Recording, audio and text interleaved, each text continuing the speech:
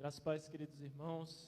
Como é bom podermos nessa noite refletir ainda na palavra do Senhor, depois de termos ouvido tantas belas canções ao nosso Deus. Que toda honra, toda glória seja dada somente ao seu nome. Queria convidar você a abrir a sua Bíblia no segundo livro dos Reis, no capítulo 19.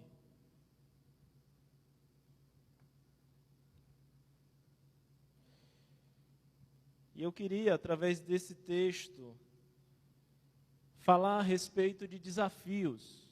Todos nós sabemos muito bem o que é um desafio, todos nós enfrentamos desafios todos os dias, e por mais que a gente já tenha vencido tantos desafios que já se passaram nas nossas vidas, eles continuam surgindo, uns maiores, outros menores, mas todos nós passamos por desafios e precisamos aprender algumas lições preciosas da parte de Deus, a partir desse texto do segundo livro dos Reis, no capítulo 19, estarei lendo o versículo 22, e no decorrer da nossa reflexão, eu vou estar voltando um pouco, por isso eu peço que você não feche sua Bíblia, mantenha ela aberta e acompanhe o que diz o texto bíblico. Assim diz a palavra de Deus: a quem confrontaste, a quem blasfemaste, e contra quem você alçou a sua voz, e arrogantemente você ergueu os seus olhos? Contra o Santo de Israel. Em algumas outras traduções, não é para o Santo de Israel. Como disse, todos nós passamos por desafios, mas nem sempre respondemos da mesma forma a um desafio. Tem gente que, ao se deparar com um desafio, toma uma postura mais defensiva, não é? Às vezes, o desafio ele faz com que a gente tenha medo, que a gente tome decisões erradas, que a gente pare, que a gente fique estático, sem saber o que fazer. Mas existem outras pessoas que, ao se depararem com o desafio, elas levantam a cabeça, elas tomam aquele desafio como um impulso, não é? E vão em frente, não desistem, não param, não é? Tudo depende da forma como a gente encara o desafio. Então, a primeira verdade que eu quero dizer para você nessa noite é que todos nós passamos por diversos desafios. Você não está sozinho nessa. E é muito importante dizer isso, porque muitos de nós achamos que existem problemas que acontecem somente com a gente. E na maioria das vezes os desafios, eles lembram duas coisas. Eles lembram para cada um de nós que eles são maiores ou aparentemente maiores do que nossas forças. E eles também nos lembram que eles são muito maiores do que nós. Essa história, e a partir deste texto ao qual quero refletir com os irmãos, é a história do rei Ezequias. O rei Ezequias ele vai agora passar por um desafio gigantesco. O exército que está ali para enfrentá-lo é muito maior do que ele. Ele não tem forças, ele não pode resolver, ele sabe que ele não tem mais nada o que fazer. Entretanto, ele toma algumas posturas diferentes da forma como ele encara o desafio ou encara a vida. Volte comigo um capítulo, vá para o capítulo 18. E eu queria aqui mostrar para você a identidade do rei Ezequias. Porque a identidade faz toda a diferença na forma como a gente vai encarar um desafio. Se você souber de alguns pontos que aqui o rei Ezequias sabia, talvez você consiga avançar um pouco mais no desafio que você está enfrentando hoje. Isso se aplica para toda e qualquer área da nossa vida. Primeiro, que o rei Ezequias, no capítulo 18, no versículo 2, ele vai mostrar para a gente que o rei Ezequias, quando ele assume o trono, ele tinha apenas 25 anos de idade. Para dizer que a nossa juventude não é desculpa para que a gente tome decisões erradas. Para dizer para a gente que é possível, sim, tomar uma decisão correta frente a qualquer desafio, mesmo você sendo jovem. Mesmo você aparentemente não tendo tanta experiência de vida. Olha o que diz o versículo 2 do capítulo 18. Tinha 25 anos de idade quando começou a reinar. Reinou 29 anos em Jerusalém. E aí vem a segunda coisa. Ezequias, no versículo 3, fez o que era reto aos olhos do Senhor. Diferentemente de todos os outros reis, diferentemente de até mesmo do seu pai, o comportamento dele foi totalmente diferente. Ele buscou fazer o que era correto diante dos olhos do Senhor. E isso vai construindo a identidade dele. Isso vai construindo a nossa identidade. Estamos dispostos a fazer o que é correto diante do Senhor somente quando o desafio aparece? Ou já estávamos acostumados a fazer o que era correto diante do Senhor, e aí o desafio apareceu? Perceba como existem pessoas que a partir de um determinado desafio é que se colocam em uma postura diante de Deus para que Deus seja melhor com ela.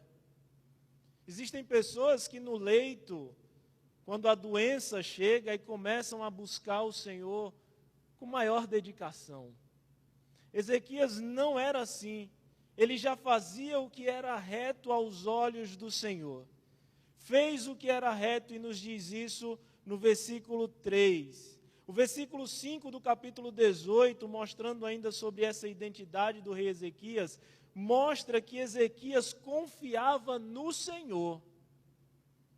O texto diz: confiou no Senhor, Deus de Israel, de maneira que depois dele não houve ninguém semelhante a ele entre os reis de Judá, e nem entre os que foram antes dele. Um rei que marca a sua geração pela confiança que ele tinha em Deus. Um rei que marca a sua geração porque ele sabia quem era o Senhor, sabia que o Senhor era confiável. Mesmo se surgissem ou se viesse a acontecer algum problema, algum desafio, a sua confiança, os seus olhos não estavam postos em circunstâncias, estavam postos sempre no Senhor. E eu quero dizer mais uma vez, porque isso faz toda a diferença, meus irmãos, é que a vida de Ezequias, ela estava sendo construída já desta forma. Nós precisamos aprender a confiar no Senhor, mesmo quando tudo está bem. Para que quando o tempo mal vier, Ele não nos pegue de surpresa. Ou Ele não faça com que venhamos a duvidar do Senhor. Ezequias sabia quem Deus era, fazia o que era reto diante do Senhor. Mas o versículo 7 termina dizendo para a gente, na verdade o versículo 6 termina dizendo para a gente que Ezequias se apegou ao Senhor, não deixou de segui-lo, guardou os seus mandamentos como ordenava Moisés. Ele conhecia quem era Deus, ele meditava na palavra de Deus, porque quanto mais a gente conhece Deus, maiores serão as nossas forças para enfrentarmos todo e qualquer desafio. Agora, quanto menos a gente conhece Deus, quão limitada for a nossa visão sobre Deus, qualquer obstáculo, por menor ou por maior que seja, pode nos fazer tomar decisões que vamos nos arrepender ao longo da nossa vida. Ezequias nos chama a atenção para uma construção de identidade antes mesmo da construção do problema. Saber quem o Senhor é, saber o que a sua lei diz, guardar a sua lei no coração, saber sobre seus atributos, sobre quem é o nosso Deus. E por isso, o verso 7 do capítulo 18 diz assim: foi o Senhor com Ezequias. Quando a gente conhece a Deus, e quanto mais a gente conhece a Deus, parece que mais a gente consegue perceber Deus ao nosso lado. Claro que todos nós estamos debaixo do olhar de Deus, não há ninguém que consiga se esconder dele. Não há ninguém que possa, de algum modo, se esconder, seja fazendo as melhores coisas ou as piores coisas. Adão tentou fazer isso lá no livro do Gênesis. Fez o que era errado diante de Deus, tentou se esconder de Deus. Essa possibilidade ela não existe. Mas o que existe é a nossa percepção quando conhecemos de fato quem o Senhor é. O problema então que surge na vida do rei é que Ezequias é tomado então por um exército numeroso, o exército da Assíria. O exército da Síria já tinha tomado diversas cidades do povo de Deus. Imagino eu que muitas orações já haviam sido feitas e agora faltava-se tomar apenas Jerusalém. O rei da Assíria, então, de modo a desdenhar da fé, manda uma mensagem de terror, que ela aparece tanto no capítulo 18, a partir do versículo 8, como ela aparece mais uma vez no capítulo 19, 10 e 11. Veja o que diz a mensagem que Ezequias recebe. Essa é uma mensagem para o rei Ezequias. Não deixe que seu Deus, em quem você confia, o engane com promessas de que Jerusalém não será conquistada pelo rei da Assíria. Você sabe muito bem que os reis da Assíria, o que eles fizeram por onde passaram, destruíram completamente a todos que atravessaram o seu caminho. Quem é você, Ezequias, para escapar? Não deixe que o vosso Deus vos engane com promessas. Imagine Ezequias lendo isso e lembrando de todas as promessas de Deus escritas no seu livro. Por quê? Porque o capítulo 18 já nos disse que Ezequias guardava os mandamentos de Deus no coração. Imagine você, Ezequias, agora lembrando de tudo o que Deus disse. Como Deus o guardaria. Como Deus cuida do seu povo. Promessas do Senhor que vêm ao coração dele, como Jeremias 29:11, eu bem sei os planos que tenho para vocês, planos de paz e não de mal, para dar a vocês o futuro que vocês esperam. Essa era a palavra de Deus.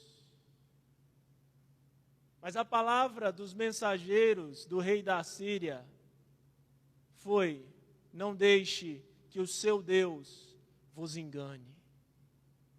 Às vezes os desafios se apresentam para a gente e eles tentam de alguma forma dizer que o nosso Deus é mentiroso. Porque o que de fato está sendo dito aqui e o que está sendo colocado na cabeça do rei Ezequias é que Deus não é verdadeiro. Não deixe que esse Deus engane você. E quantas vezes na nossa caminhada podemos não dizer, mas na nossa mente fica aquela dúvida: será que o Senhor vai fazer? Será que o Senhor há de se levantar em meu favor? Será que Deus de fato está olhando para a minha causa? É necessária muita coragem para duvidar do Deus Criador dos céus e da terra. É necessário um orgulho e talvez a maior cegueira que possa haver na humanidade, que é o homem confiar apenas no seu braço e na sua força. Essa tentação, ela existe para todos nós. Quando nos deparamos com um desafio, parece que a primeira coisa que o nosso coração sente é esse medo, é esse achar que estamos sozinhos diante da vida. As Escrituras revelam para nós diversas promessas de Deus. Eu quero relembrar algumas. A primeira delas está em na primeira carta de João, capítulo 2, versículo 25. Esta é a promessa que Ele nos fez, a vida eterna. Isso é promessa de Deus. A morte já não tem domínio sobre nós. Não devemos temer. A vida eterna nos é garantida. E já aproveitamos a partir de hoje. Mas o que acontece quando algum de nós deixa essa existência? Apenas mudamos de endereço. Tão somente isso. Promessa de Deus aos nossos corações. Outra promessa de Deus aos nossos corações, João 10:10. O ladrão veio para roubar, matar e destruir, mas eu vim para que vocês tenham vida, e não é qualquer tipo de vida, é uma vida em abundância. Promessa de Deus.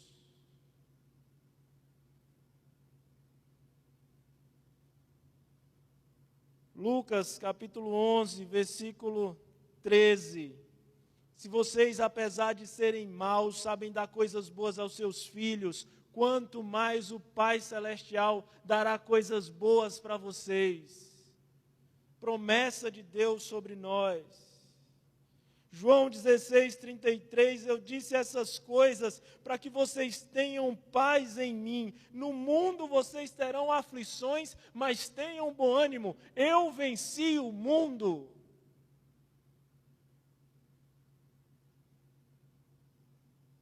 Mas parece que a mensagem que fica em nossas mentes não é essa. Os mensageiros do rei da Assíria, os mensageiros do inferno continuam dizendo: não confie nas promessas do seu Deus. Não confie nas promessas do seu Deus. Mais uma promessa de Deus, e seriam tantas que a gente passaria a noite toda aqui só lendo as promessas do Senhor sobre o seu povo.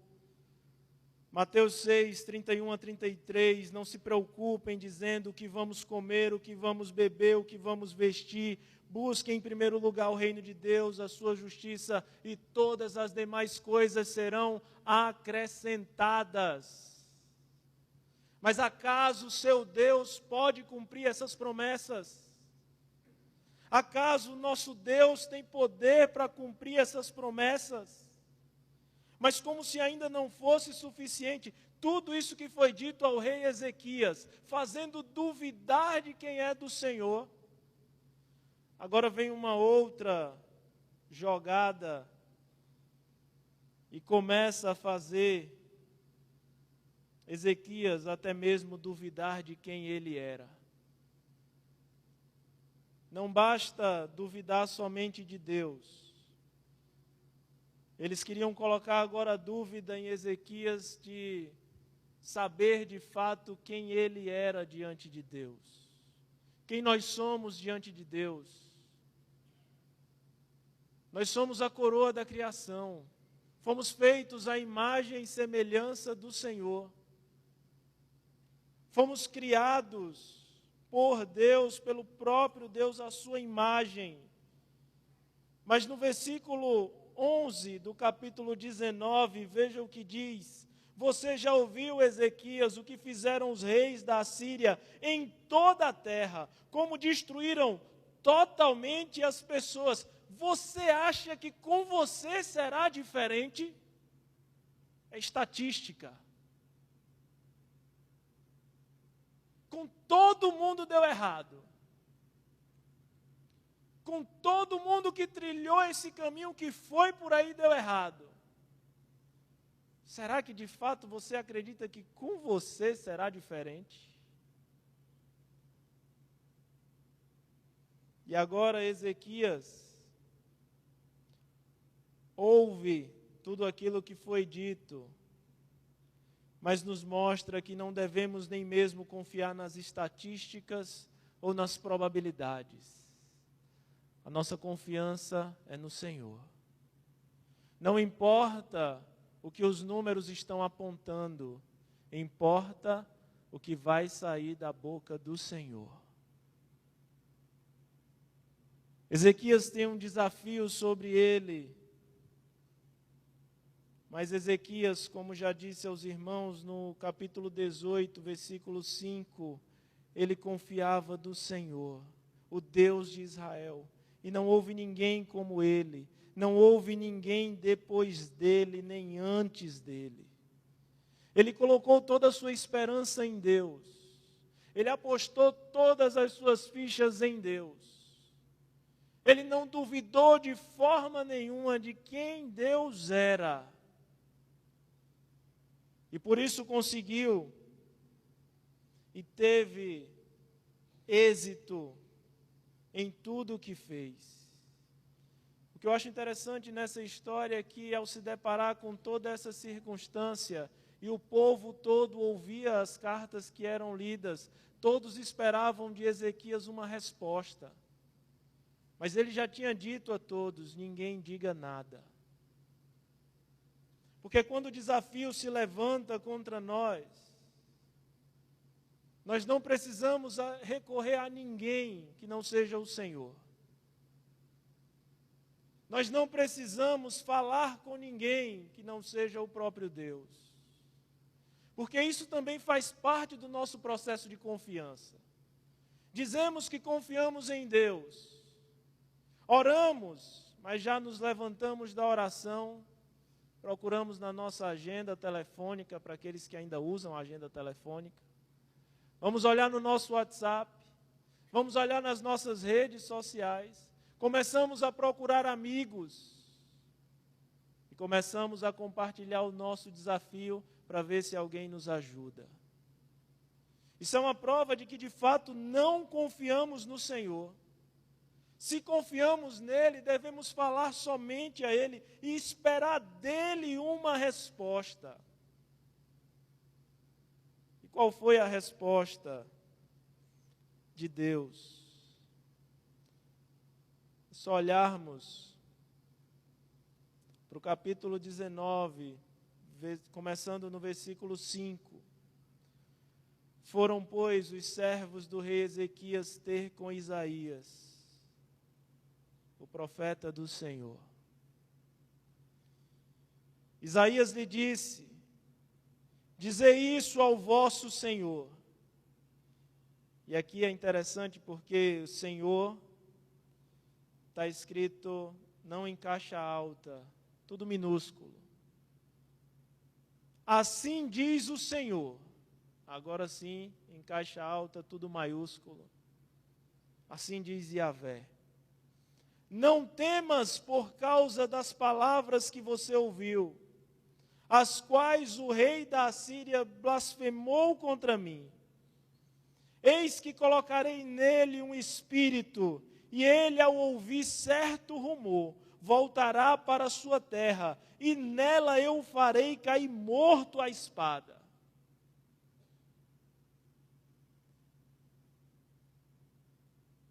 O desafio de confiar na voz de Deus. O desafio de, em meio a tantos ruídos, tantas vozes que estão falando a todo tempo ao nosso ouvido, nós devemos focar somente no que o Senhor diz. A palavra de Deus, através do seu servo, para aquele rei que estava já num momento muito difícil, foi que ele não deveria primeiro ter medo. Ele não deveria se comportar como um covarde. Ele não deveria se comportar como alguém que tem um problema muito grande. Porque maior do que o problema, maior do que o desafio, era o próprio Deus, que neste caso se levanta e decreta o fim do rei da Assíria. E a pergunta que vem é: decretando Deus o fim daquele homem, quem poderia livrá-lo da mão de Deus? Quantos exércitos poderiam se levantar para vencer o Senhor Todo-Poderoso? Quem teria coragem de mudar aquilo que Deus disse? Ali mesmo, Ezequias, eu providenciarei que ele caia morto à espada.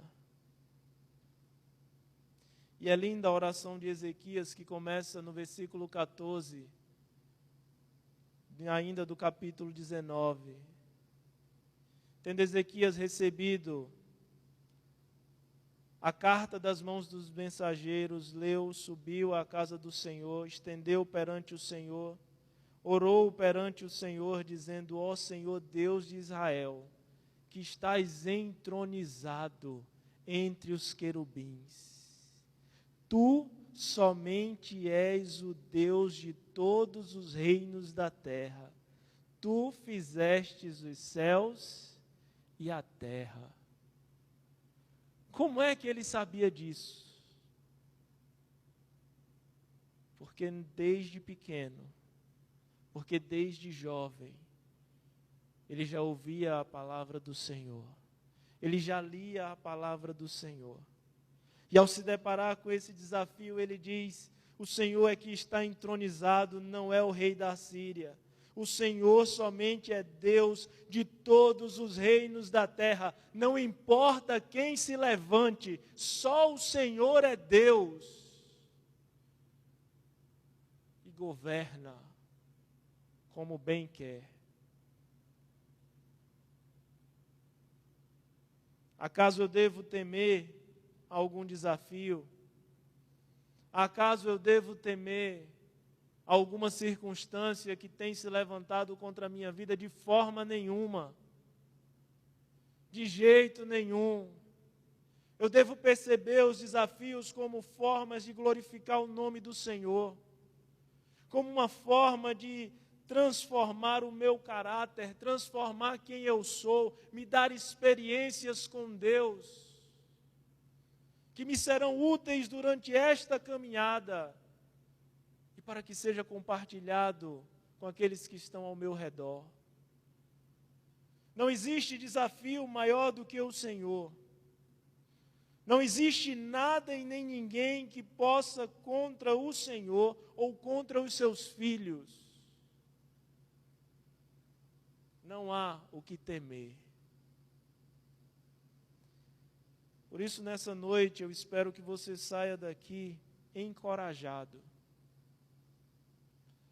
Você saia deste lugar com a sua cabeça erguida, com os seus olhos fixos no Senhor. Independente do que tenham já te dito, independente do que as pessoas estejam dizendo por aí, por mais que as estatísticas não te ajudem,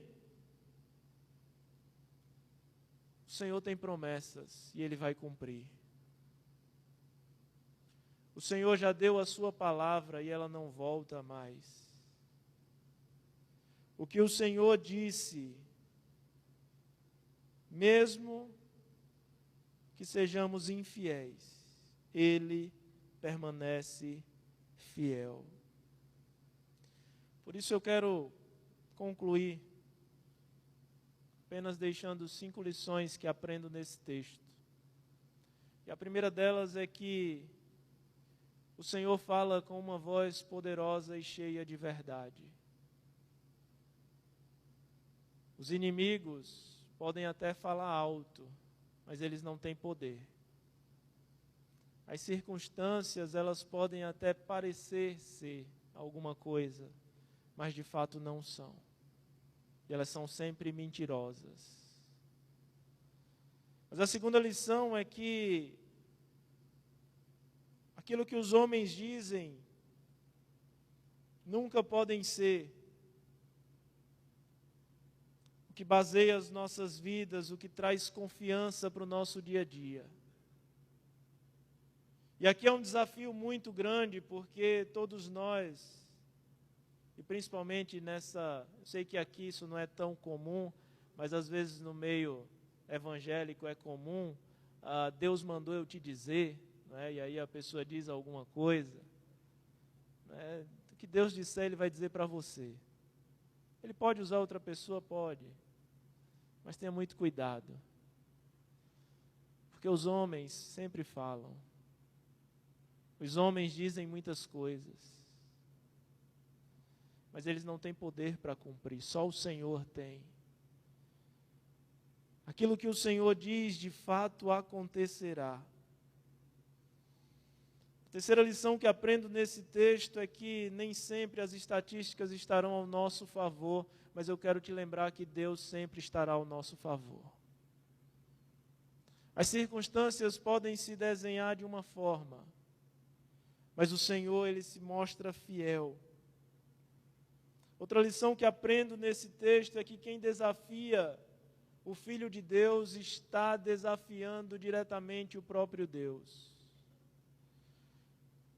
Ezequiel tinha um caráter que agradava ao Senhor, conhecia de perto o Senhor. E é interessante que o versículo 22, que lemos, é o Senhor dizendo a quem eles afrontaram, a quem eles blasfemaram, contra quem eles estão levantando a voz e arrogantemente erguendo os olhos. Ezequiel, não é contra você. O que eles estão fazendo é contra o Santo de Israel. Essa luta é minha, não é sua. Eu mesmo vencerei. Eu mesmo me levantarei do meu trono e vou resolver. Por isso não tenha medo. Porque, e essa é a última lição que aprendo nesse texto, você não pode nada, eu não posso nada, mas Deus pode. Não confie nem mesmo em você. Entregue ao Senhor. Confie no Senhor. Coloque toda a sua vida diante do Senhor. Porque Ele sim, Ele pode todas as coisas. E o final dessa história está registrado no capítulo 19, versículo 35 a 37. Então, naquela mesma noite, o anjo do Senhor saiu, feriu no arraial dos assírios. Veja no texto bíblico quantas pessoas. 185 mil. 185 mil. E quando se levantaram os restantes pela manhã, eis que todos estes eram cadáveres. Retirou-se, pois, Senaqueribe, rei da Assíria. Ele voltou e ficou em Nínive. Sucedeu que, estando ele a adorar na casa de Nisroque, seu Deus, com D minúsculo, Adrameleque e Sarezé, seus filhos, o feriram à espada. A palavra de Deus ia se cumprir de todo jeito. Deus havia dito, Deus havia sentenciado aquele homem que desafiou o próprio Deus. Os seus filhos o feriram à espada, fugiram para outra terra, e o seu outro filho, Esar-Adom, reinou em seu lugar. Como nós precisamos aprender a confiar em Deus. Talvez o desafio não seja tão grande, talvez a sua luta não seja tão grande, se você olhar para o tamanho do seu Deus. você vai perceber que é como um grão de areia em meio a todo esse universo. Mas se tem um desafio que nos acompanha, é o desafio de ouvir a voz de Deus e focar somente nela. E a este desafio, eu queria convidar você a agora se colocar de pé, orar ao Senhor, fechar os seus olhos.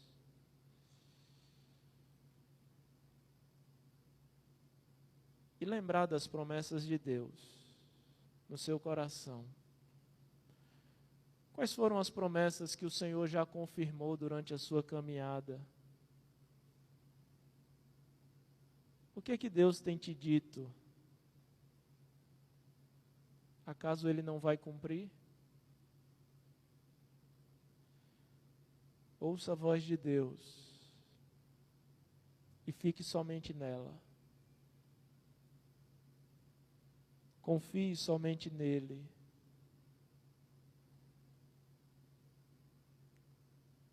Ele é digno de toda confiança. Pai querido, nós te louvamos, ó Deus, pela tua palavra que é maravilhosa. Nós te louvamos, ó Deus, pela história de homens e mulheres, ó Pai, que também tinham medo, tinham seus receios, tinham desafios. Todos os dias, ó Deus, venciam desafios e na manhã seguinte outros já surgiam. Assim também é a nossa vida, Senhor. Por isso, ó Deus, nós clamamos a Ti, que o Senhor limpe os nossos ouvidos, que o Senhor, ó Deus, faça com que a Tua palavra, Senhor, repouse em nosso coração, de modo a nos lembrar tudo aquilo que o Senhor já falou com cada um de nós. Renova em nós, Senhor, a confiança no Senhor, a certeza, ó Deus, de que não há problema, não há desafio, não há nada que seja maior do que o Senhor. E que hoje, ó Deus, e daqui em diante, todos nós possamos somente, ó Deus, estarmos atentos à Tua voz. O Senhor continua reinando, o Senhor está entronizado. Nós te louvamos e nós suplicamos as Tuas bênçãos, em nome de Jesus. Amém. Que Deus abençoe a vida de cada um dos irmãos. Ainda de pé, vamos louvar o Senhor nosso Deus.